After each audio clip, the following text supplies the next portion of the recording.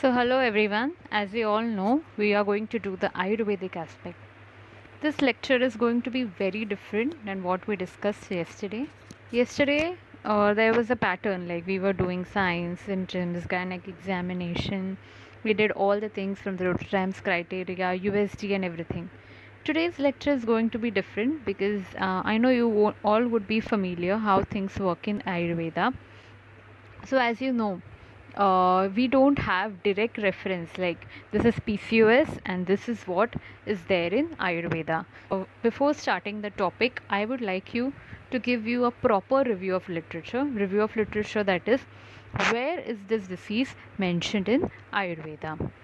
So this is very important for us because depending on this only we are going to do the further things.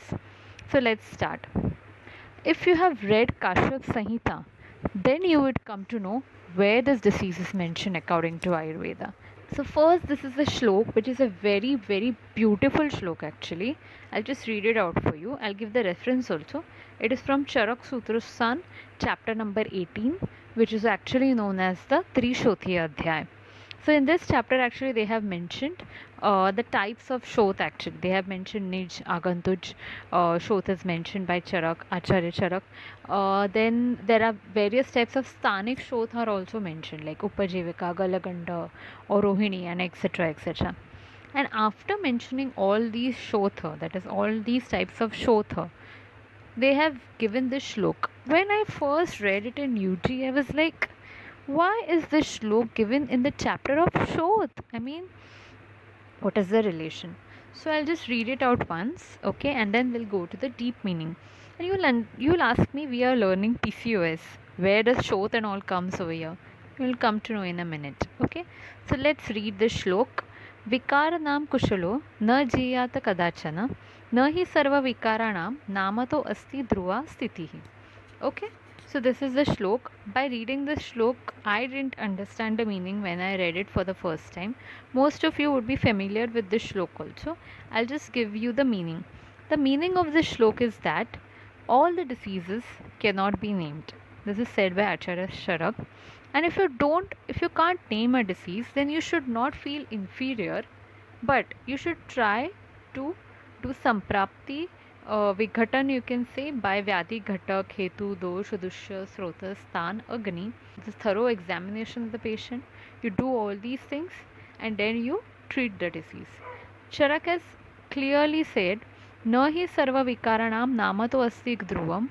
All diseases cannot be named, and so importance should be given to the treatment of the disease rather than naming the disease. And you know what Shakespeare said?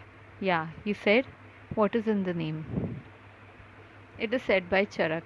We are not going into the philosophical part, but this is something. This why I told you this in the beginning, because people will ask you, especially your MBBS friends will ask you, "Arey, you have attended a PCOD seminar. Now tell me, what is PCOS known as in your Ayurveda?" And you will be like, "What? I don't know." And you will feel inferior. Arey, we can't even name. So they are like, if you can't even name, how are you going to treat it? No, nothing.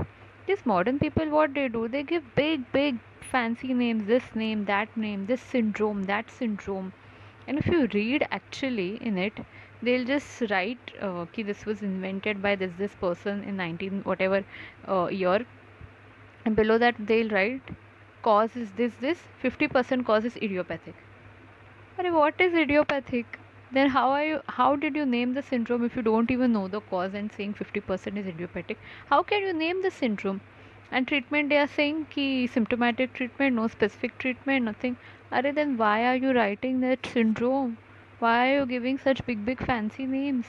This is all we have to think actually. Everything is in front of us in Ayurveda, and as Ayurvedic doctor, I think we should have the knowledge of modern medicine, but we should practice Ayurveda, and we should actually propagate it and not feel inferior. Because what happens now, once we have this inferiority complex now, so we actually feel, "Yare, we are inferior." And why this inferiority complex arises? Because if you see in jobs and all, even BMC jobs, you'll see that your payment for MD Ayurveda would be 10,000 less than plain MBBS. So at that time, you'll feel more inferior because the system is like this. But the system is like that, we can't do anything for the system. You don't go into that job, you do your practice, but don't feel because of the money, don't feel that we are inferior. I hope it's this is just I wanted to say. Now let's dig into the topic. So this shlok is actually of Kashyap Kalpastan, Revati Kalpadhyay, which is the third chapter in Kalpastan actually. I'll just read this shlok. This is actually Pushpagni Jatharani. There are Jatharanis mentioned in Kashyap. Jatharani means diseases which affect the female. It can be gynec diseases. Some ops diseases are also mentioned, but all diseases which affect the females are mentioned, and that Varnan is given only in this, like, two verses. Varnan is given. So Pushpagni, this is Pushpagni Jatharani.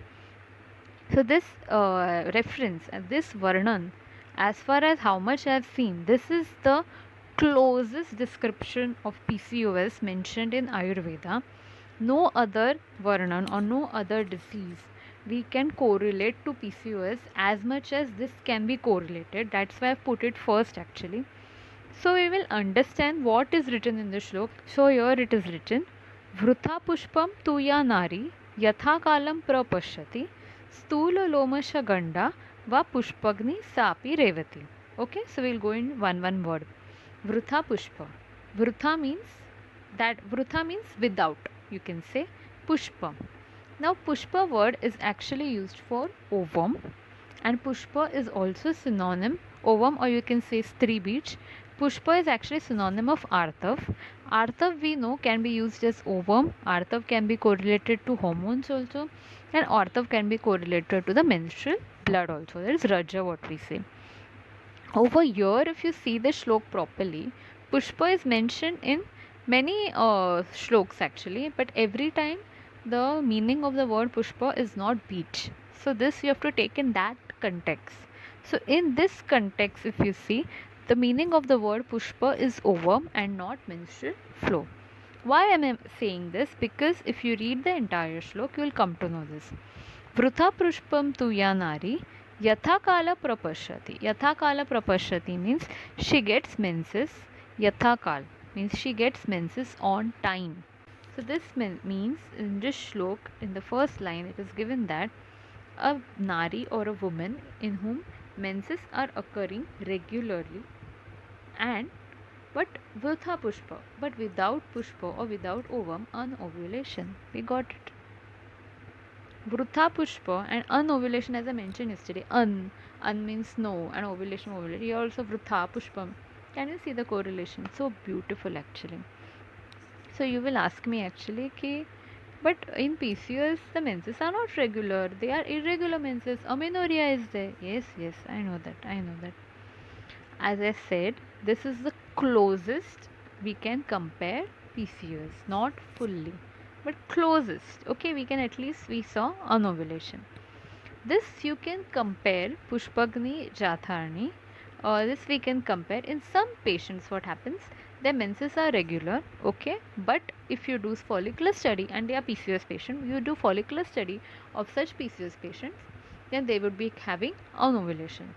So such patients are also there. We see in practice such patients. Not every patient complains of irregular menstruation, but their anovulation would be present. So this is not like it is not exactly wrong. That is what I want to say. Now stula lomasha ganda. Okay, so ganda means actually cheeks. Okay, and lomash you know, lom means hair, and stool means actually this stool lomasha ganda, if you take it at one word, the meaning is different, and if stool you take different and lomasha ganda you take different, then there is another meaning. So we will go with both the meanings. First I'll go with stula lomasha ganda. So that means the cheeks of the woman are filled with hairy, that is it's very hairy lomash. Stool, you can say dark, coarse, thick hair are present. Hairy corpulent cheeks, that is what we say actually. So that is what hirsutism, right? It is a sign of androgen excess or hyperandrogenism, which is present in PCOS. We got anovulation also, we got hyperandrogenism also. So both the symptoms we got. So if we break up the words, if stool we take different and Lomash Ganda we say different. For example, we say Lomash Ganda means hairy cheeks, and stool if we say as obesity, then we get the third symptom also, obesity, hyperandrogenism or hirsutism, and anovulation. So this is the closest we can compare PCOS. So this is what I've written down also. So that is there. Okay. So this is the closest we found. This is actually a Sadhya Jatharani according to Kashyap. Asadhya Jatharnis are also mentioned, but this one is Sadhya. As you see, PCOS, if you ask me, practically if you ask me, is PCOS Sadhya, that is Sukha Sadhya, Krucha Sadhya, Yapya or Anupakramya?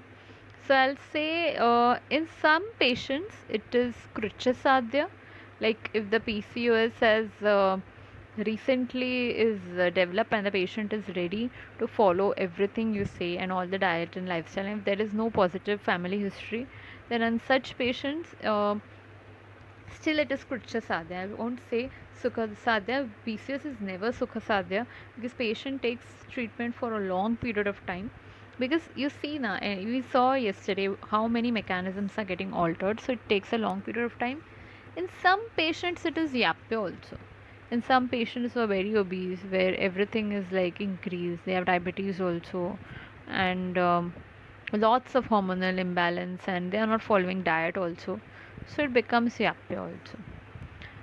We correlated PCOS with one disease which we found, but now we are going to correlate all the symptoms which are there in PCOS. In PCOS symptoms also, we saw insulin resistance and all, which are not actually given under modern medicine. It is not given under PCOS, but it is given under diabetes mellitus.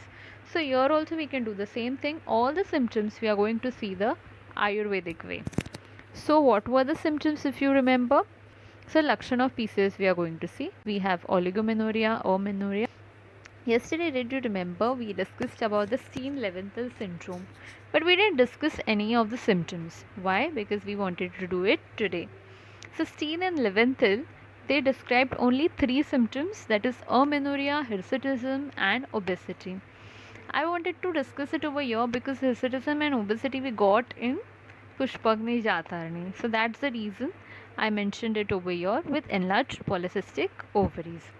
So amenorrhea is actually the first ever mentioned symptom of PCOS. So this is the shlok of Artav Shai as given in Sushruta Sutrasthana Adhyay 15. In this chapter actually Acharya Sushruta has explained Shaya of all doshas, Dhatu and Mala. So over here Artav Shai is also mentioned. Artav Shai as such is not mentioned by other acharyas, it is mentioned only by Sushruta. So this is actually an important thing. We will go in detail of this shlok. Artav Shai yathochita kale adarshanam alpata va yoni vedana cha. Okay. So Artav Shai is what? What is Artav Shai? Yatha uchit kala adarshanam. Yatha uchit kal adarshana means in uchit kal there is adarshana of Artha. Adarshana means Artha is not there. So Artha doesn't occur or is not seen at Uchit Kal. So what do you mean by this? You can mean over here by irregular menses. And Adarshanam, that is Artha is not seen. And Alpata. Alpata you can correlate with scanty menses. And Yoni Vedana. So why Yoni Vedana occurs? Actually, Chakrapani has said that Yoni Vedana occurs because of Vat actually, because Vat fills up the Yoni. But here we are not concerned with Yoni Vedana because in patients of PCOS, if you ask the history, they would hardly have painful menses. They don't have painful menses, they have painless menses. This is one symptom which you should know actually. In fibroid patients, having heavy menses and all, they would have pain and all everything. Even adenomyosis, heavy menses, pain and everything. But in PCOS, no pain, nothing. They won't have pain. So this is also important clinically also. So as I said, this is Arthashay's Lakshan. We are going to take as and what we can take. Everything will not correlate, but we at least saw two things, that is Yathochit Kala or Darshanam and Alpata. Alpata is scanty menses and irregular menses. Both the things occurs in PCOS. Okay, so you remember now amenorrhea also, right? Amenorrhea is there. So that can roughly be correlated to Nashtartha, not fully. So what is written over here? दोषैः आवृतमार्गत्वात् आर्तवं नश्यति स्त्रियः. Dosh does avran of the marga of artav, and as a result of which artav is not there. So what you understood by this? This is actually a shlok from Sushruta Shari's son, second adhyay. So dosh are causing avran to the marga of artav, as a result of which artav is not there. So that is known as nashta artav. So here they have given only dosh, right? But for the explanation, like which dosh is there, because we have three dosh, right? So this is actually a shlok from Dalhan Tika, where they have said, doshaha kafo vayuhu vata kafo cha na tu pittam. Here they have said that which are the dosha? The dosha are kapha and vayu, and here there is no role for pitta. Dalhan has clearly mentioned, that is in Nashtartha, there is no role of Pitta, only Vata and Kapha are there. So this Avran and all, how we can correlate actually, if we say in English, what we can say, though the production of Arthav is adequate, because they have said those only Marga Avran is there. They haven't said that Arthav is not produced. Arthav is produced, but because of obstruction, it is not coming out, and so we are saying it's Nashta Arthav. It's not Nashta, means it is not Nashta at its origin. It is not coming out. So though the production of Arthav is adequate, but it is not discharged every month, there is no role of Pitta in this Samprapti, as Pitta Vriddhi leads to Artha Vriddhi. This Samprapti of Nashtartha, as described by Acharya Sushrut, suits more to PCOS, even though there is enough quantity of estrogens which is responsible for menstruation, but still menstruation does not occur regularly as it is obstructed by androgens. So if you see in certain books of Sharir Kriya, Artha, Vraja, Bij, Shonit, these are all the synonyms. But at which context, what is the correlation, that you will come to know only by that context. So if you see in modern medicine, this Artha or all these words are correlated with what things, that you should first understand. It is correlated with menstrual blood, as I said. It is correlated with the ovum. It is also correlated with estrogen. If you see Sharir Kriya book, it is correlated with estrogen. So here we can say that Artava, Nashta Artav occurs. Okay, why? Because in the follicular microenvironment we have androgens excess, and like we yesterday saw, that follicles are unable to change their microenvironment from androgen dominant to estrogen microenvironment. So here we can say that because of androgens, estrogen is not being secreted, or there is nashta artha. So you got it? Here estrogen is there in excess quantity, but is not able to exert its action of the stimulation on FSH because of the androgens. Now anovulation, infertility due to anovulation. So here in anovulation we can say about actual anovulation and also because of infertility. So in infertility we all know what comes, Vandhya Yoni Vyapad, Vandhya Nashta Artava Vidyat. So now here we have said that Vandhya Nashta Artava Vidyat. This is said actually in Sushrut Uttar Tantra 38th Adhyay. This is so your Nashta Artha. So at times you will feel that Nashta Artha may be congenital also. You'd be thinking, right? Nashta Artha means maybe congenitally the patient is not having Artha, or maybe the follicles are not present, or maybe the ovary is not present or not functioning, or infantile ovaries, streak gonads or something. You'd be going in that direction. Even I went. That's okay. But if you see the reference from Dalhan actually, in the Tika of Yoni Vyapad actually, of Sushrut, Dalhan has given the difference between Shandi Yoni Vyapad and Vandhya Yoni Vyapad. So Shandi Yoni Vyapat is when it is congenital, like from birth she is not having, either secondary sexual characteristics are not developing, from birth she is not having ovaries or reproductive other parts of the reproductive system, because in the shlok of Shandi Yoni Vyapat they have given astana, the patient doesn't have breast, or you can say the patient doesn't have developed breast, or development of breast doesn't occur in such patients. Second thing they have given in Shandi Yoni Vyapat is Kharasparshacha Maithune. That means in Maithun, that is during sexual contact, her yoni or her vagina is dry. So moisture in the vagina is a function of estrogen, basic, right? So even development of the secondary sexual characters, estrogen. So that is the difference between Vandhya and Shandi Yoni Vyapat. Dalan has said that Shandi Yoni Vyapat, breasts are not there, and in Vandhya Yoni Vyapat it is there. So this means that the girl, that is the person, the lady who is having Vandhyatva, is not congenitally affected. This is what develops later in the life. So I just wanted to clear this doubt also. So I just went into this. So anovulation can be correlated with Vandhya Yoni Vyapat and Artha Vyapat. From maybe UG, we are all learning this Shudok actually. These are 8 types of Artha Vyapat actually. As we all know, it is Vataj, Pittach, Kafach. We have Shonitaj also. We have Dvandvaj also. And we have Sannipataj. So that is okay. All these 8 types are there actually. But here I want to say one thing, that you see this word Abijam. It is said that if all these Artha Vyapat, the complication is Abijam. Abijam can be is actually anovulation, right? So the woman who is suffering from these 8 menstrual disorders becomes infertile because of abijatvam, as the ultimate effect of Artha Vyapat is abijatvam. Here I want to say one more thing. In the Dvandvaj Prakar actually, Vata Pittach Prakar is known as Sheen Artha. So that is scanty menses, that also we can correlate. Second is Vata Kafach Prakar is Granthi Artha. Granthi cyst, that also we can correlate. Just giving you the correlations actually. Now obesity. What is obesity according to Ayurveda?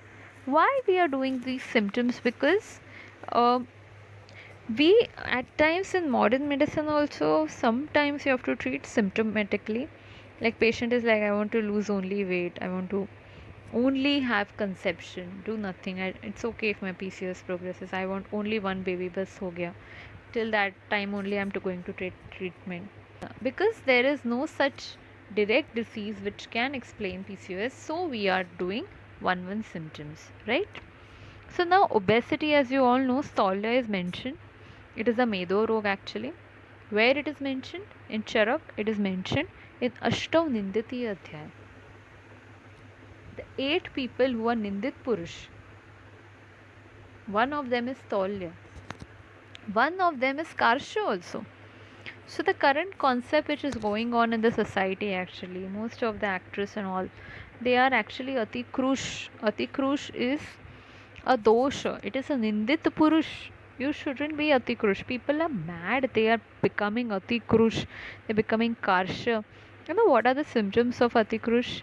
Dhamni Jala Santatah. There are veins which are visible. It's so bad. I mean, some people, even on TV and all, we can see. And Shushka Griva, they have said. Their neck is so like no muscles at all. I mean, for cosmetic reasons, you're going so ahead, like you're jeopardizing with your health. And there are so many disastrous effects giving off Ati Karsha. It's not good. According to Ayurveda, which Purush is Shrestha? Madhyam Akruti Purush. Everywhere they have focused Ati Sarvatra Varshayita. Ati Vyayam you shouldn't do. Ati Hasya you are not going to do. Ati Bhar Vahan. Ati traveling, everything. Ati Sarvatra Varshayita is given. So you shouldn't be very obese also, and you shouldn't be very thin also. So nowadays, what is happening because of the lifestyle conditions? Everyone knows that obesity is bad, bad, bad. But people don't know that very thin is also bad. And very thin people think, are good, we don't have any worries of gaining weight and cardiovascular disorder. No, you don't have that worry. You will have anemia, you will have nutritional deficiencies, maybe. You'll have certain things. If it is hereditary, if like everyone is your in your family is like that only, and whatever you do, you're not able to gain weight and all, that is a different thing. But if it's not like that, then it's a bad thing actually. So we are drifting on from the topic actually. We'll come straight to the topic. So as you all know, Stolya is what? It is a Santarpan Janya Vyadhi, right? But interesting enough, if you see the Santarpan Janya Vyadhi, there is a list of Santarpan Janya Vyadhi. Vanditva is also a Santarpan Janya Vyadhi. Vanditva, Santarpan Janya Vyadhi, PCOS rings a bell, right? So now this is interesting actually. What is given in the third line is actually interesting because in Charak, in the same chapter, it's 21st chapter, Ashtonindati Adhyay, they have given the fat disposition in Stolya patient. It is on sthana, udar, and speaker pradesh. So we have on breast, you have on abdomen, and gluteal region or the waist region. We have this. This is actually the centripetal manner of fat distribution, which is same in PCOS. What we see in PCOS, on these regions only there is obesity. Stolya, what happens actually? There is a concept which is given in Stolya, which is actually very good. They have said that only Meda Dhatu, Vruddhi or Meda Dhatu only takes all the portion of the other Dhatu, and the other Rasa, Rakta and all other Dhatus, actually their portion doesn't occur and their Kshay occurs, as a result of which one of the complication of Stolya is actually Ayush Ras. That is a complication actually. Even Krucha Vyavaitha, Dorgandhya, Svedabhat, all those are complications of Atistolya actually. So because of this, what happens? The Stolya patient, only whatever ahar you give that patient, only Meda Vruddhi occurs and other Dhatu Vruddhi doesn't occur. As a result of which, these patients are Sukumar also. Sukumar, like they would look like they are like very hefty, healthy, they would sustain anything, like Sahanshilta is very good, but actually when you see in practice their Sahanshilta is very like you, it would be less than you also. It's like that actually. So I mentioned this because if this happens, the Rasadhatu would not be Prakrut, and if Rasadhatu is not Prakrut, then the formation of its Upadhatu Artha will also be not Prakrut. So this is actually in Stolya, and this is what happens in PCOS, and this is how in obese PCOS patients all these things occur. This is a Samprapti actually. And therefore, as a result of which menstrual disorders on ovulation and all these symptoms are found. Now, hyperandrogenism. Yesterday we talked so much about androgens. So, is hyperandrogenism mentioned in Ayurveda or any symptoms are given? Yes, it is mentioned. Obviously, is mentioned. Now only we discussed. What did we discuss?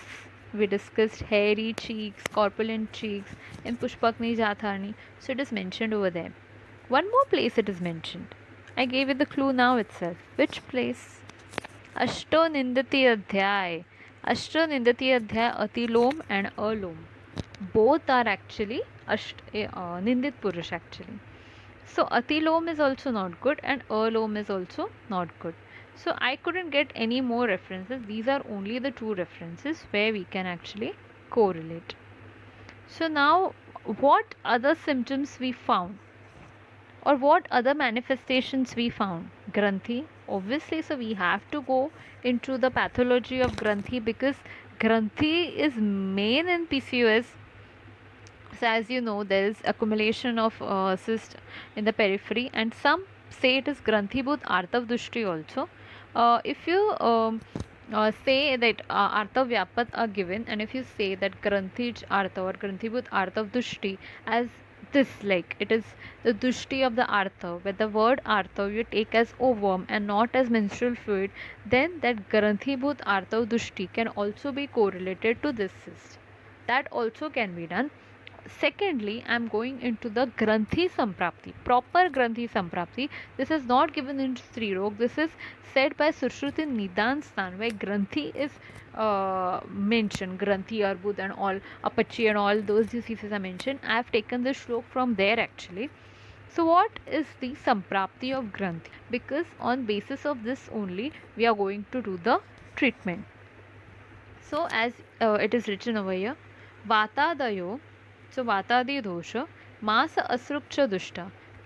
They do Masa Asruk Sandushya Medaha. They also do Meda Dushti, Kafanu Vidham. So, these dosh, Vat and Kafa is there, Kafanu Vidham, Vrutta Unnata. So, these are the symptoms of the Granthi. Vrutta it is. Vrutta means it's circular, Unnat means it is raised. Vigratit, it is knotted type, and Shop, it is a swelling, and therefore it is known as Granthi. So, main focus should be Masa Shonita Medha. These are our main dhatu. In PCOS, along with this, Rasa dhatu is also very important. Okay, so this you should know, because then only we can correlate. So we are collecting things from here and there, so that in treatment part we can work on all this. Otherwise, how are you going to work? So what we did now actually, Acharya Charak said, the first shlok which I showed you, that depending upon the hetu, depending upon the dhatu, depending upon srotas, agni, even if you can't name it's okay, treatment is important. What we did, we saw the lakshan, hetu, lakshan, everything we are going to see now. Hetu we are going to see now, lakshan we saw. So depending on that, we are getting the causative factors, and then we are going to treat the patient. So this is actually, you can say, we are going retrospectively. We are doing reverse things. So hetu of PCOS, if we go, so we can take all the causes of Granthi that you can take, and you can take Yoni Vyapad Hetu. So you will say Yoni Vyapad Hetu. Why you're taking for this actually? Are you gone mad? No, till not I have not gone mad. So Yoni Vyapad Hetu we are taking because ovaries, which is the main stan where there is Vyakti stan actually of PCOS, that is a part of the Yoni actually, right? So Yoni is related. So they have given Yoni. Yoni is Shravarta Yoni. We have the entire reproductive system comes under Yoni. So definitely we are going to see the Yoni Vyapad Hetu. Vyapad means the diseases and Yoni means the reproductive system. Over here, there are 4 Hetu which are given. This is actually in Charak Chikitsa Stan 30. Over there it is given. Mityacharena taha strinam pradushta artavena cha. Jayante bija doshat cha daivat cha shrunu taha pruthakha. So here 4 hetu are given. First is mithyachar, second is pradushta artav, third is bija dosh, and fourth is daiva. So let's go into detail. Like yesterday we went into detail. Go into proper detail. Mithyachar. Mithya plus achar. What is achar? I've heard of Achar Rasayan, which is said in Ayurveda, right? In Achar Rasayan, they have said all the things like how you should behave. It's actually a behavior Rasayan, right? This context, if you see Mithyachar, in this you have to take Mithya Ahar, Mithya Vihar, and Mithya behavior. Whatever you're eating, whatever you're doing, and however you are behaving. In behaving, you can take all the mental things also. As we discussed yesterday, the mental factor is also there. Now go back to Padarth Vidyan, or go back to Ashtang Hriday of first year UG. What was there in that? What was the famous word we used to listen in every lecture? Pradnya Parad. Pradnya Parad is such a big word, like it is like, what is this? I used to think Pradnya Parad. But if you see in detail what is Pradnyaparad actually, if you see that shlok, it is written Dhi Dhruti Smruti Vibhransha. That is Pradnyaparad. Dhi means Buddhi, Dhruti means Dharan Shakti, and Smruti means Smaran Shakti. So Dhi Vibhransha, that is Buddhi Vibhransha. What things come in Buddhi Vibhransha? They have written Kaik, Mansik, and Vachik. Kaik means whatever wrong things you are doing with the body. Vachik means whatever wrong things which you are doing with your mouth, or you can say with your speech, whatever wrong things you are saying, and mansik, whatever wrong things you're thinking. So, does it not apply over here? Mithya, ahar, vihar, and behavior. Ahar, vihar are actually kaik, and behavior is mansik. We don't have vachik, but vachik also comes in vihar.